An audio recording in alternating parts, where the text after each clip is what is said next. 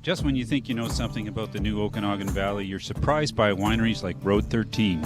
The 2018 Wine-A-Line Canadian Winery of the Year is focused on Rhone-style reds, yet boasts the oldest Chenin Blanc vines in North America, planted in 1968. We sat down with newly arrived winemaker Barclay Robinson and founding family member Joe Luckhurst to contemplate what's next for the Golden Mile Bench producer. Well, Joe, lots of exciting changes going on at Road 13. Maybe we could talk about a few of the things that have been happening recently. Oh, tons of changes. The two biggest ones for us, obviously, brand new winemaker joined us just 2 months ago. We are moving to being 100% organic. We're not quite certified yet, but within the next year we are going to be, and that's been part of a long-term plan. And Barclay, you were working at Foreign Affairs Winery, and you have a big love for red wine. Red wine making is definitely my passion. The big Bordeaux blends, syrah. And it was always the long-term plan for my wife and I to end up back in BC, so for the right reason. Yeah. And the right reason came up.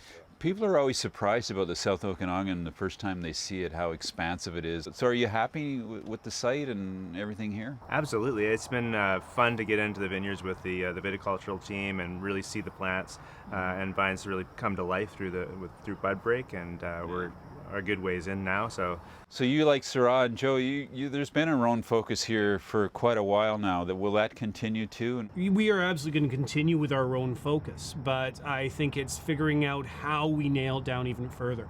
You know, for years now we've been talking about Syrah, Viognier, some unique blends like our GSM or anything like that, but you know, not necessarily figuring out what the distinction of them are, what really sets it apart from the Rhone Valley, and stop talking about the Rhone in the same way and start talking about the identity of BC. Yeah. And that's what I'm really excited to be working with Barclay on.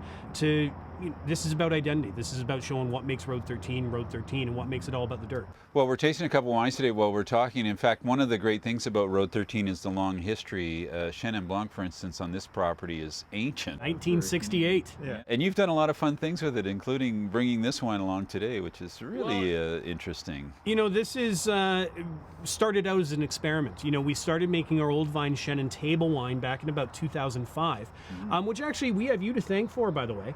My father was actually considering tearing out those vines out, and he was meeting with you, and you told him he was nuts, and he changed his mind.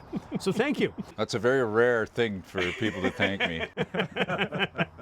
But it was about 2009, I believe, we did our first traditional method sparkling Chenin. And since then, we've continued to just hammer that home, kind of take it further, and this is the first of a brand new step for it. Yeah. Are you a sparkling man, Barclay? Love sparkling, yeah, and I like to make it as well. So that was the big golden bonus, was all these beautiful red wine varieties to work with here, but also 52-year-old Chenin. Yeah. And well, we're on the sub-appellation, the first sub-GI in British Columbia, the Golden Mile Bench, which was really a great achievement. So you've got a great site. It's quite different than the other side of the valley. I mean, the biggest difference, you touch on the alluvial fans there, and those alluvial fans is what kind of made our job in identifying this as BC's first sub-GI a bit easier. Yeah. Those alluvial fans not only give us really kind of distinct soil types versus the other side, we're nowhere near as sandy, but also allow for excellent air drainage, which is why you don't see any frost fans on this side of the valley. Everything rolls off our vines, goes downhill, and ends up on the valley floor. Now, we're not far. On the other side of the mountains here is the Similkameen, and you're going to have a new project there too, which is kind of cool for you, Barclay, I guess, to be at the beginning now of that. Yeah, the planning stage. What are the plans for that? Well, I think it's going to be our Rhone-focused property. You know, since 2013, the vast majority of our kind of more unique Rhone varietals like Roussanne, Marsanne, Grenache, and Mourvedre have come from the Similkameen, while our Syrah has been more focused on Golden Mile. Yeah. This property is something I've been drooling over for years, and really, really excited to be able to get planted. And the Similkameen is kind of the Wild West of the BC wine industry right now. It's there are great wineries out there, but not tons. It's not like Kelowna. It's not like the Oliver Osoyoos region. Is there an easy way to talk about Syrah from the Similkameen versus here on the bench? What is the distinctive characters? Or we should be asking Barclay that, but he hasn't been here long enough. Absolutely. Maybe. And that's just it. I can only really talk about Road 13's experience with it one way or another. In the Syrah we grow on this side, very kind of light red skins, very earthy, very spicy, peppery Syrah, a bit more old world in that character. Well, our Syrah from the Similkameen is rich, jammy, heavily fruit forward, definitely more distinctly New World. Barclay, how do you think you'll you'll unfold as a red winemaker. You have more tools, I think, probably in terms of the heat here and the warmth and the varieties. It's interesting because, you know, every experience and every vintage gives you one more tool in the toolbox, in your winemaking toolbox. You draw on all those past experiences, but you also read what's coming down the pipe as well with the viticulturist. And I'm really looking forward to the differences and similarities.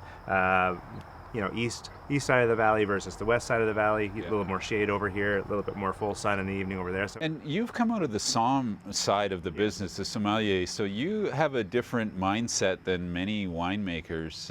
I think it's going to be pretty interesting, maybe for you too, Joe, to spend time with quite an accomplished taster, by the way. Oh, thank you. Congratulations on that. Yeah, I love people who can taste that make wine. Like, it's funny that you think, whoa, can't everybody taste? No, not everybody can. It's a totally different type of tasting, right? So winemaking tasting versus sommelier tasting, and you know, I think the benefit coming from that side of the business is you can really speak both languages when you're going and talking to customers and restaurant owners. So. Okay, we've heard experience and customers. What can people do now? People are coming to visit you now. There's a couple of experiences that you have planned for them that maybe we should talk about. We really, just as a company, want to get away from the tasting bar. When you come to Road 13 now, we want you to sit down and we want you to experience everything we have to offer.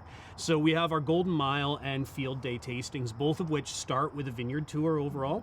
And we want to get you into the vineyard because our tagline has always been, it's all about the dirt. Yeah. So we want you to learn why it's all about the dirt.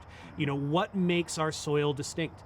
Because in the end, it's our grapes that provide our identity. Our label, our blends, anything can be copied or played with by anybody else, but our land is what makes us us. So when you get out there, you know, feel of the dirt under your feet. Is it crunchy? Is it soft?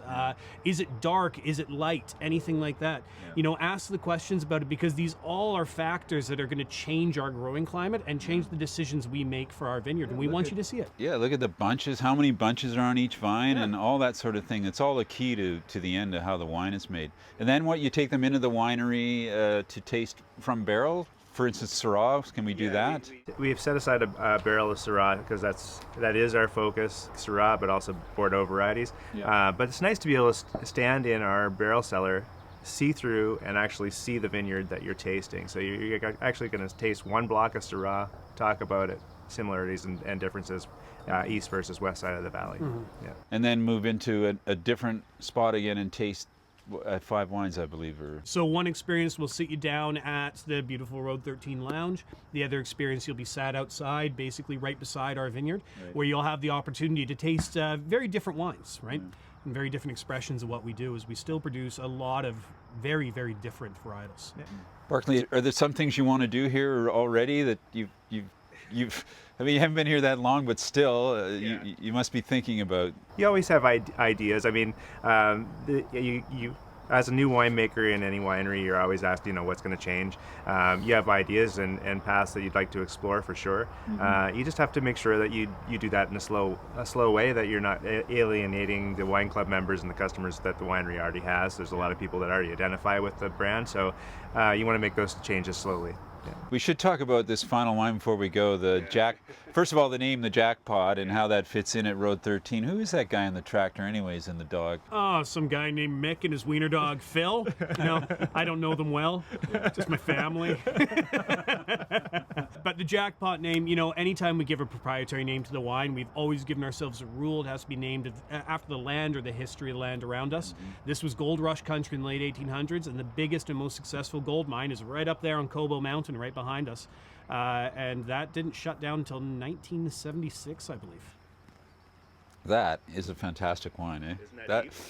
That the meatiness and the pepper and that is very. I'm not going to use the Rhone word, but it's very the word that I'm not using. No, and we have all these qualities of the great, you know, Syrah regions of the world, but something that is distinctly BC as well, and that's what, you know, Barclay and I are really going to be looking at. Absolutely. It's going to be fun. You're going to have a great journey, Barclay, I think. Yeah. It's an exciting road ahead. Look forward to coming back and having a look at your wines as soon as possible. Thanks for this, guys. Really great. Fantastic setting. Beautiful day.